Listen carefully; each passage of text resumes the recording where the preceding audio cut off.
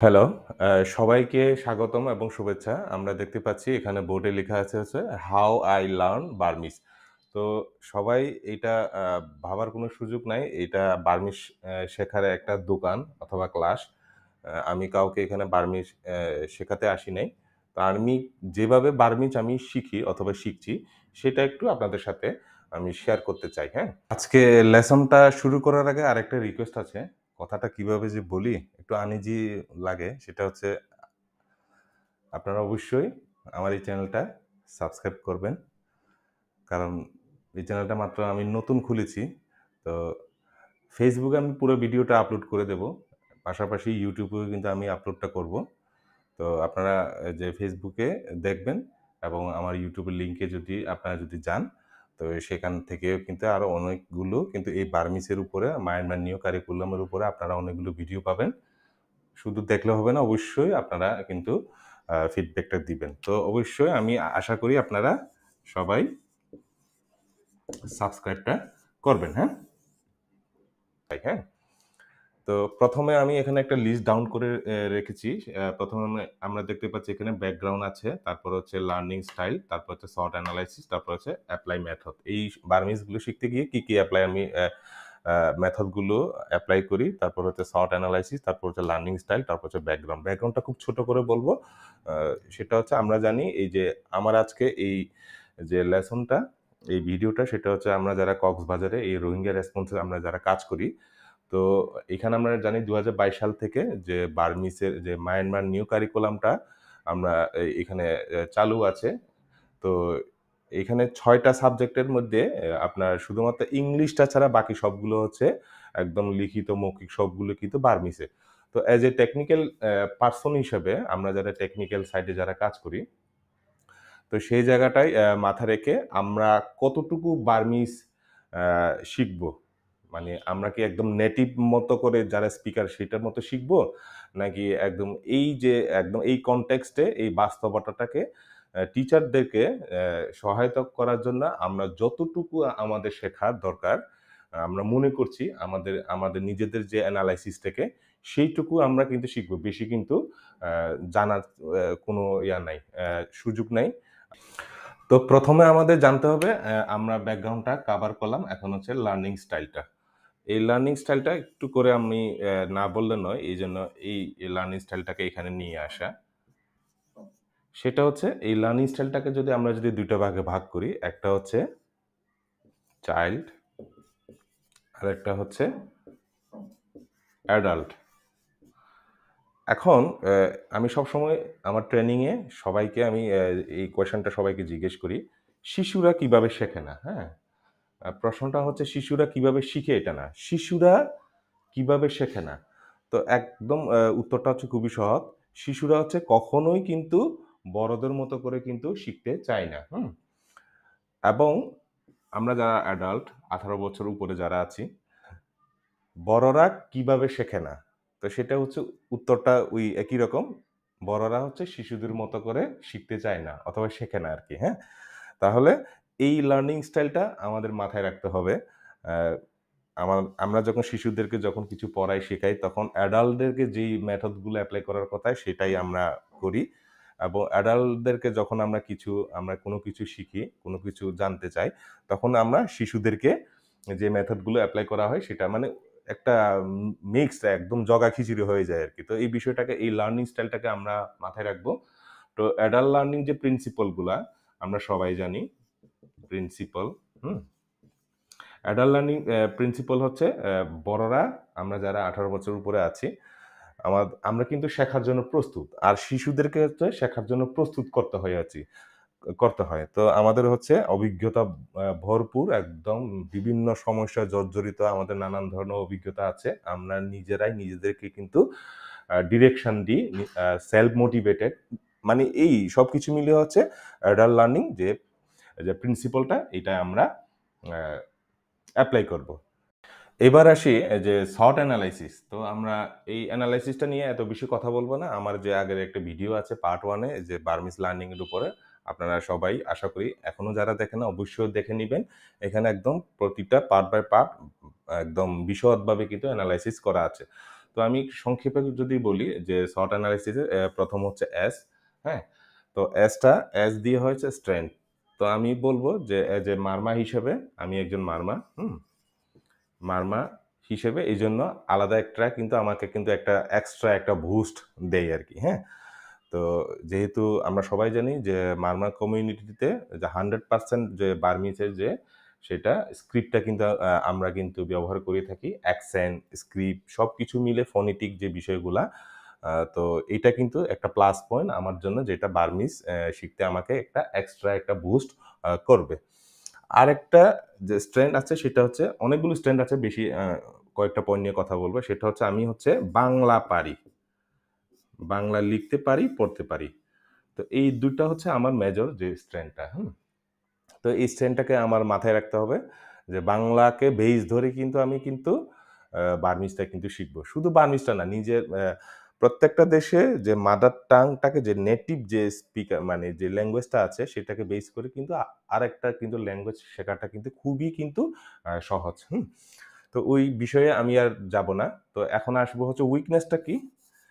উইকনেসটা যদি আমরা একটু দেখি, উইকনেসটা হচ্ছে আমরা এখানে আর লিখবো না, আমি একটু স্ক্রিন থেকে দেখে বলি যে আমাদের উইকনেসটা হচ্ছে লিমিটেড রিসোর্স হতে পারে, তারপর হচ্ছে লিমিটেড এক্সপোজার টু বার্মিজ যে গ্রামারগুলা, এটা একটা উইকনেস হতে পারে। তারপর হচ্ছে টাইম কনস্ট্রেইন, অনেক টাইম চলে যেতে পারে, প্রফিসিয়েন্সি গ্যাপ, তারপর হচ্ছে আমাদের ডিপেন্ডেন্স অন যে সেলফ লার্নিং যে রিসোর্সেস, আমার নিজের উপর যে ডিপেন্ডস করতে হয়। তারপর আরেকটু যদি বলি, এবার আসি হচ্ছে যে অপরচুনিটি কিন্তু অনেকগুলো আছে। প্রথম অপরচুনিটিটা আমি একটু যেটা শেয়ার না করলে নয়, সেটা হচ্ছে আমি যে রোহিঙ্গা ক্যাম্পে কাজ করি, আমি সবসময় চেষ্টা করব শিশুদের কাছ থেকে শেখা। এটা অনেকে এগ্রি হবেন, অনেকে এগ্রি নাও হতে পারেন। শিশুদেরকে যখন আমরা যে বিভিন্ন ধরনের আমরা অ্যাসেসমেন্ট করি, মৌখিক যে কন্টিনিউয়াস যে অ্যাসেসমেন্টগুলা, হ্যাঁ? সেই অ্যাসেসমেন্টের মধ্যে কিন্তু আমরা যদি ব্রেইন খাটাই, ব্রেইনস্টর্ম যদি করি, শিশুদের কাছ থেকে কিন্তু বার্মি শেখার সুযোগ অনেক, অনেক বেশি। একদম তারপর হচ্ছে রোহিঙ্গা টিচার। যারা রোহিঙ্গা টিচার, আমরা তাদের কাছ থেকে এই বার্মিজটা আমরা শিখতে পারি। আরও তো আছে বিভিন্ন ধরনের অনলাইন রিসোর্স, এই সেই। তবে সবচাইতে বেশি ইফেক্টিভ হচ্ছে শিশুদের কাছ থেকে শেখা এবং রোহিঙ্গা টিচারদের কাছ থেকে শেখা। এখন আসি হচ্ছে স্ট্রেংথ গেল, উইকনেস গেল, অপরচুনিটি গেল, তারপর হচ্ছে থ্রেট। থ্রেট নিয়ে বেশি কিছু বলবো না, এবং আমি যে থ্রেটটা নিয়ে অ্যানালাইসিস করেছি সেটা আপনাদের সাথে একমত হইতে পারে, নাও হতে পারে। যেমন আমি একটু আগে যে এটা বলেছি, ৬ টা সাবজেক্টের মধ্যে ইংলিশটা ছাড়া বাকি সবগুলো হচ্ছে বার্মিজের লিখিত, মৌখিক সবকিছু মিলে। তো আমরা যেহেতু মায়ানমার কারিকুলাম নিয়ে এই কনটেক্সটে আমরা যেহেতু কাজ করছি, তো সেহেতু থ্রেটটা এভাবে হতে পারে যে আমি যদি বার্মিজটা সম্পর্কে মিনিমাম একটা লেভেলে, মিনিমাম একটা পর্যায়ে আমি কোনো কিছু মানে না জানি, না পারি, তাহলে প্রথমত থ্রেটটা হচ্ছে আমি কিন্তু ডমিনেট হব। ডমিনেট, জানি না বানানটা ভুল আছে কিনা, কার ধারা? Dominate by Rohingya teacher. এটা কিন্তু আমরা প্রতিনিয়ত কিন্তু হচ্ছি, এটা তো থ্রেট। ডমিনেট হব। আমার যে আমি যে জায়গায় কাজ করি, আমার যে জবের যে রুল অনুযায়ী সেটা কিন্তু আমি কিন্তু ফুলফিল করতে পারবো না, এটাই আরেকটা থ্রেট হতে পারে, হ্যাঁ? তারপর হচ্ছে আপনার হাই এক্সপেকটেশন, মানে এটা একটা সময় এক্সপেকটেশন সবার কিন্তু বেড়ে যাবে, হুম? তারপর এই মোটামুটি হচ্ছে এগুলো হচ্ছে আমরা যে শর্ট অ্যানালাইসিস কথা বলছি। তো আপনারা অনেকেই আমার সাথে একমত নাও হইতে পারেন। অবশ্যই কমেন্টসে লিখে জানাবেন। সাথে আমি সবসময় বলার চেষ্টা করি, আমার এই যে কথা বলার এই যে প্রসেসের মধ্যে অনেক কিছু কিন্তু আপনাদের অনেক ফিডব্যাক থাকতে পারে। অবশ্যই কিন্তু ফিডব্যাক দিবেন। এখন আমরা সরাসরি চলে যাব যে মেথড, আমি যে মেথডগুলা যে উপায়ে আমি কিন্তু বার্মিজ শিখছি, সেটা একটু আমরা সবাই মিলে এখন দেখব। তো একটু আগে আমি যেটা যে স্ট্রেংথটা বলতে গিয়ে যেটা একটা কথা বলেছি, সেটা হচ্ছে আমি বাংলাটাকে বেস করে কিন্তু আমি যে বার্মিজটা শিখছি এখন। তো আমি প্রথমে একটা কয়েকটা বার্মিজে কিন্তু যে অ্যালফাবেট গুলো আমি একটু লিখি।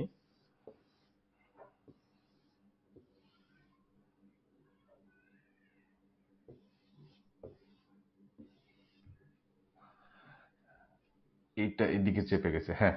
তো আমরা যদি বাংলার সাথে একটু আমরা চিন্তা করি, এটা হচ্ছে ক, এটা হচ্ছে খ, এটা হচ্ছে গ, ঘ, ঙ।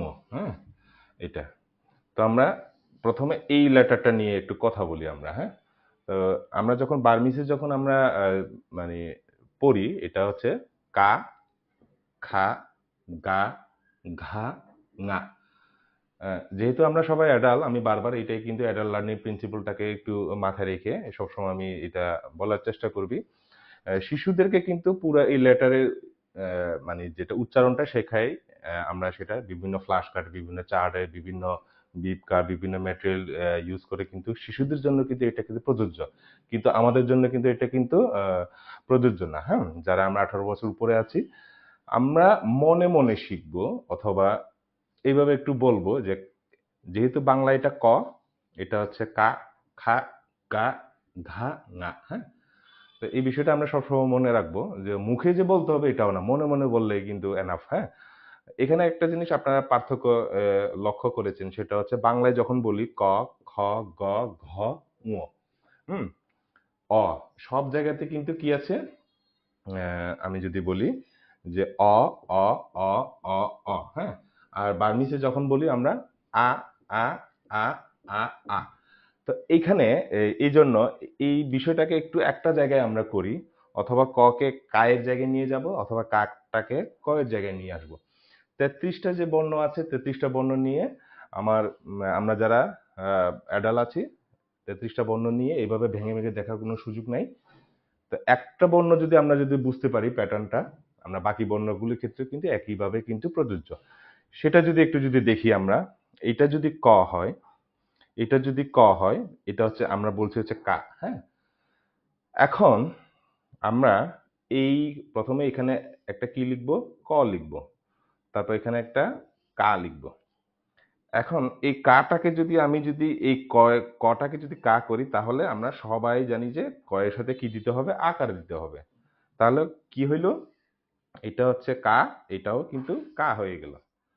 এখন এখানে একটা জিনিস দেখবেন আপনারা, আহ, এটা হচ্ছে সাউন্ড, মানে বার্মিস হচ্ছে, বার্মিস এবং বাংলার মধ্যে যে একটা সাউন্ডের একটা প্র্যাকটিস, মানে মনে রাখার মতো একটা বিষয় আছে। সেটা হচ্ছে আমরা এটা বলছি হচ্ছে ক, আকার, কা। এটা হচ্ছে এই কা এবং এই কা কিন্তু সাউন্ড কিন্তু একই না। এটা হচ্ছে কা, আর এটা হচ্ছে কা। একটু যদি আমি যদি বোঝানোর চেষ্টা করি, এই কাটা হচ্ছে আমি সাউন্ডটা, এই যে গলার যে ভোকালটা, এটা যদি আমি যদি বলি কা, এই কাটা বলতে গিয়ে এই সাউন্ডটা যদি এইভাবে গিয়ে এখানে কিন্তু থামে না, এখান থেকে শুরু, এই কা, কাটা এখান থেকে শুরু, গিয়ে এখানে গিয়ে থামে। আর এই কাটা বলতে গিয়ে কিন্তু এখান থেকে শুরু হয়ে এখানে কিন্তু অর্ধেকে থেমে যাবে, এই অর্ধেক কিন্তু রয়ে যাবে, এইটা কিন্তু ফাঁকা। হ্যাঁ, তো এইটা সবচেয়ে বেশি ভালো হয় আমরা যখন হেডফোন দিয়ে মানে শুনবো, সাউন্ডটা যখন শুনবো, তখন আমরা বেশি বেশি আরো কি হবো, ক্লিয়ার হবো। তখন এটা এই কাটা হচ্ছে কা, কয়াকার কা, কা যখন বলি আমরা, তখন এই সাউন্ডটা এত দূর যাবে কিন্তু। হ্যাঁ, আর যখন এই কাটা বলি, সাউন্ডটা কিন্তু পুরোটা যাবে না, অর্ধেকে গিয়ে কিন্তু থেমে যাবে। তাহলে কি হলো, এটা কা, কা, খা, ঘা, এইভাবে যাবে আর কি। হ্যাঁ, তো আশা করি আপনারা এই একটা জায়গায় কিন্তু আমরা মানে মনে রাখার মতো বিষয় কিন্তু কিন্তু এই একটা লেটারই। হ্যাঁ, তো এটাই। এখন যদি আরেকটা যদি আমরা যদি দেখি, আকার ইকার, বাংলা যেমন এই যে আকার আমরা একটা লিখলাম, বার্মিজেও কিন্তু এরকম আকার কিন্তু ঠিক আকার, ইকার, উকার, রফলা, জফলা একদম হুবহু বাংলার মতো কিন্তু আছে। হ্যাঁ, তো এখানে বার্মিজে কিন্তু কিন্তু আকার কিন্তু দুই ধরনের, একটা হচ্ছে এইটা, আর একটা হচ্ছে এইটা। এটাকে বলে হচ্ছে ইখ্যা, এটাকে বলে হচ্ছে মৌখিয়া। আপনারা বলার দরকার নাই। হ্যাঁ, আপনারা শুধু শুনলে হবে কোনটাকে কি বলে, আমরা যারা অ্যাডাল্ট আছি তারা শুধু দেখলেই হবে। তো এখন আমরা দেখব, আপনারা একটা জিনিস দেখেন, বাংলার ক্ষেত্রে আকার হচ্ছে একটা, বার্মিজে কেন দুইটা আর কি। হ্যাঁ, তো এই প্রশ্নের সমাধানটা খুবই সিম্পল, ইজি। সেটা যদি আমি বলে দিই, শুধু এই আকার ক্ষেত্রে না, আপনি রফলা, জফলা, যেমন রফলা যদি দেখি, চারটা নাকি তিনটা নাকি চারটা আছে আর কি বার্মিজে। এই যে আমরা এই যে এই ধরনের যে রফলা দিই, যেমন ব্র্যাক লিখতে গিয়ে যে আমরা যে এই রফলাটা দিই, এই যে এটা কিন্তু বার্মিজে তিনটা নাকি চারটা আছে, আমার এখন ঠিক মনে নাই। তো কেন এই ধরনের দুইটা? আরেকটা বিষয় বলি, এই যে এখানে এই যে ছোট করে যে দাগ একটা দিই আমরা এই যে আকার ইকারের মধ্যে, এই যে দাগ দিয়ে এইভাবে করা হয়, এই ছোট একটা দাগটা হচ্ছে আপনার, এই ছোট একটা দাগের মধ্যে যে কোনো একটা লেটার কিন্তু আমরা বসাবো। এটাই হচ্ছে উদ্দেশ্য, আর কোনো উদ্দেশ্য নাই। এখন কেন আকার দুইটা এটা নিয়ে যদি কথা বলি আমরা, এই যে যেমন এখানে এগুলো একটু মুছে দিয়ে আমি, যেহেতু জায়গা স্বল্পতা, বার্মিজের আকার কেন দুইটা আর কি, হ্যাঁ। তো আমরা একটু দেখি, এই বর্ণের সাথে যদি আমি যদি এই আকার দিই তাহলে কিন্তু ঠিক আছে। আরেকটা আকার ছিল, এই বর্ণের সাথে যদি এই আকারটা দিই তাহলে কিন্তু ঠিক আছে। ঠিক একইভাবে আমরা যদি এই যে গ, হ্যাঁ, বাংলায় যেটা বলে গ, এইটার সাথে যদি আমরা যদি এই আকারটা দিই তাহলে কি হবে? এই আকারটা দিলে সাথে সাথে এই লেটারটাকে কিন্তু কি করে রিপ্রেজেন্ট করে। তখন কিন্তু আমরা কি করব না, এই আকারটা কিন্তু দিব না, তখন এই যে এই আকারটা আছে এই আকারটা কিন্তু আমরা দেব। খুবই সিম্পল, 33টা লেটারের মধ্যে আমরা এমন কোনো আকার ইকার উকার দিব না যেটা দিলে কিন্তু আরেকটা লেটার রূপ ধারণ মানে হয়ে যাবে। এই ধরনের আকার ইকার কিন্তু আমরা কিন্তু দিব না, হ্যাঁ। তো আশা করি আপনারা সবাই ক্লিয়ার হয়েছেন। তো আমার যে আগের যে লেসনটা আপনারা একটু খুঁজে দেখবেন। আমি একেবারে পুরা এই যে বার্মিজে তারপর বাংলায় আকার ইকার সহ কিন্তু এই ধরনের একটা কিন্তু আমি নোট করেছি। সেই পিডিএফটা কিন্তু আপনারা অবশ্যই ডাউনলোড করে নিবেন। তো আজকের লেসনটা আর বেশি বাড়াতে চাই না, এমনিতে অনেক লম্বা হয়ে গেছে। তো আমি আশা করব আপনারা অবশ্যই যে ফিডব্যাকটা দিবেন, যেন আমি পরবর্তী যে লেসনটা তৈরি করতে যাব একটু ব্রেন স্টর্ম করব কিভাবে একটু ইফেক্টিভলি এবং কুইকলি আপনাদেরকে এই মেসেজগুলো কিন্তু আমি যে রিচ করাতে পারি। তো এইটাই, সবাই অবশ্যই ভালো থাকবেন এবং সাবস্ক্রাইবটা করে ফেলবেন। Thank you.